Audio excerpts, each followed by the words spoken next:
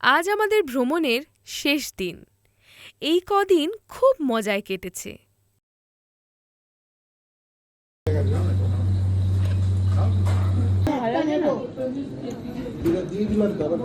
Biryani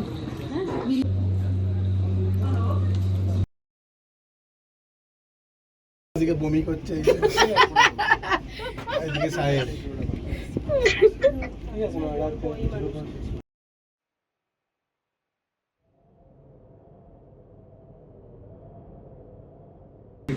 chopstick দেবে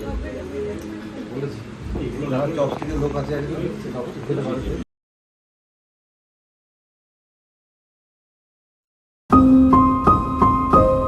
miss করব ছোট্ট পাহাড়ি নদীর চকচকে জলের ধারাকে,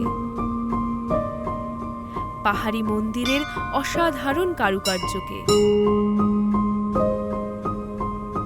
আর ওই পাহাড়ি বাঁকের ছোট্ট ঝর্ণাকে। সারা জীবন মনের মণিকোঠায় ধরে রাখব সিল্ক রুটের সেই আঁকাবাঁকা রাস্তা, বাবা মন্দিরের আনাচে কানাচে ভরে থাকা বাবা হরভজন সিংয়ের বলিদানের কথা, আর নাথুলা পাসের নৈসর্গিক সৌন্দর্যকে। এই কদিন ভালো ভালো খাবার খাওয়া মিস করেছিলাম খুব। অফবিট পাহাড়ে সেটা আশা করা উচিত নয়, তাই বিকেলে গ্যাংটক পৌঁছে হোটেলে ব্যাগ রেখে বেরোলাম খেতে। পিওর ভেজ খুঁজতে গিয়ে হাতে পেলাম এক hidden gem, Gobardhan pure veg restaurant. Mall থেকে নামনাম রোডের দিকে যেতেই গ্যাংটক মিও আমোরে আউটলেট পার করে এটি অবস্থিত। ভেজ হাক্কা 4 প্লেট, যা অনেক সবজি যেমন ক্যাপসিকাম, বাঁধাকপি, গাজর দিয়ে টস করে ওপরে গোলমরিচ ছড়িয়ে পরিবেশন করেছিল। স্বাদ অতুলনীয়, আর স্মোকি গন্ধ সাথে গোলমরিচের ঝাল দারুণ কম্বিনেশন। ছিল 2 প্লেট ছোলে ভাটুরে, 1 প্লেটে 2টো করে ভাটুরে, আর তার সাথে তেলযুক্ত ধনেপাতা গার্নিশ ছোলে। ছোলের টেস্ট খুব একটা ভালো না হলেও ভাটুরেগুলো দি বেস্ট। 2টো ভেজ বিরিয়ানি, টেস্ট ভালো কিন্তু বিরিয়ানির মতন না। পোলাও, ফ্রাইড রাইস আর বিরিয়ানির কম্বিনেশন, কিন্তু খেতে বেশ ভালো। বিরিয়ানি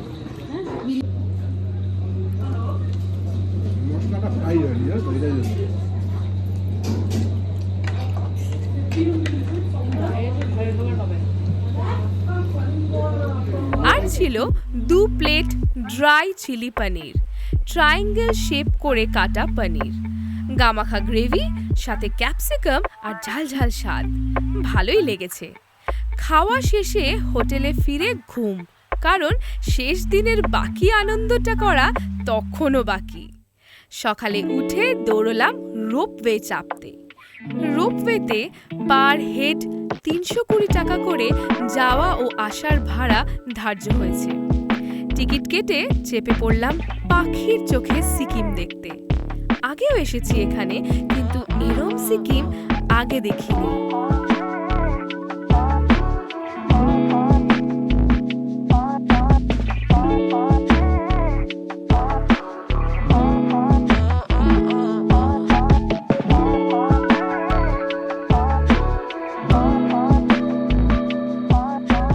প্রকৃতি আর মানুষের তালমেল কিভাবে একসাথে ধরা পড়েছে এখানে তা ঠাউর হলো।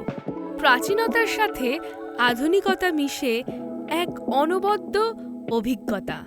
গ্যাংটক এলে অবশ্যই চাপবেন একবার এই রোপওয়েতে।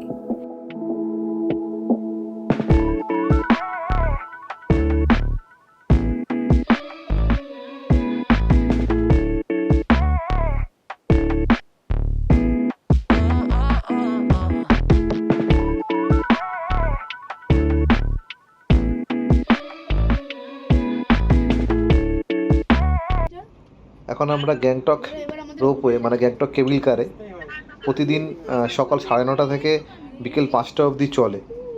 ডেফিনেটলি যখন খুব প্রাকৃতিক দুর্যোগ চলে বা কোনো সমস্যা হয় সেক্ষেত্রে খুব একটা চলে না, কিন্তু এটা খুব এখানকার খুব ইম্পর্টেন্ট একটা অংশ।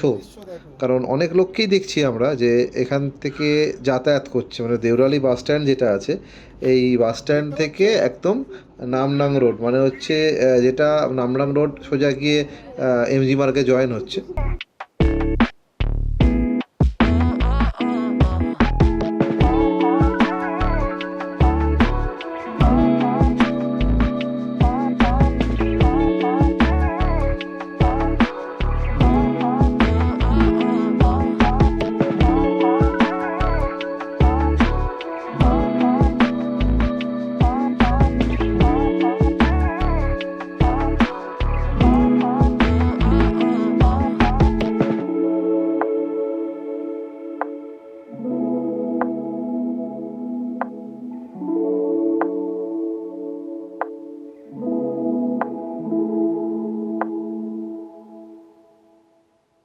নেমে পেট জানান দিল যে তাকে না খাদ্য দিলে সে কিন্তু প্রতিবাদ জানাতে পিছপা হবে না। আমাদের গ্রুপের মহিলা মহল দিল ট্রিট, তাও আবার গ্যাংটকের বেশ বড়সড় রেস্টুরেন্টে, দেশি বাইটস। একদম ম্যাল রোডের ওপরেই এই রেস্টুরেন্টটা। সুন্দর ইন্টেরিয়র ডেকোরেশন করা, ঝা চকচকে দোকান। আমাদের পছন্দ মতো বানিয়ে দেবেন তো জিজ্ঞাসা করতে এক গাল হাসি নিয়ে হো জায়গা বলে রাজি তারা। নেওয়া হলো Schezwan rice 3 plate, chilli fish without egg batter, আর ছিল বাইরে থেকে আনা গ্যাংটকিয়ান দই ফুচকা।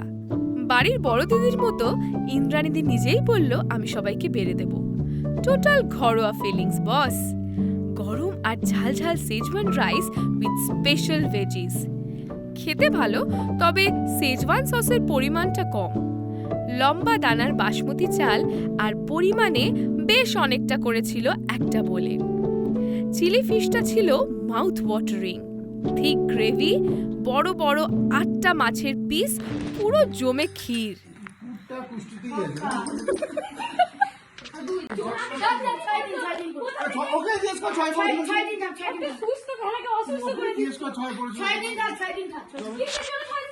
বিকেলে হোটেলে ফিরে জোর কদমে চোট্টামি করে চলল লুডো খেলা। সত্যি দিনটা আর ফিরবে না। অফুরন্ত মজা আর আনন্দ।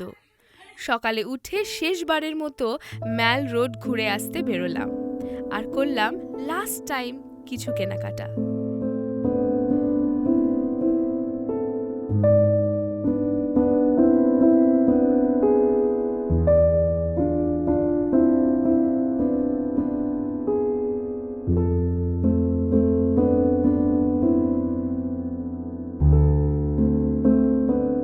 সুন্দর সাজানো গোছানো এমজি মার্গ।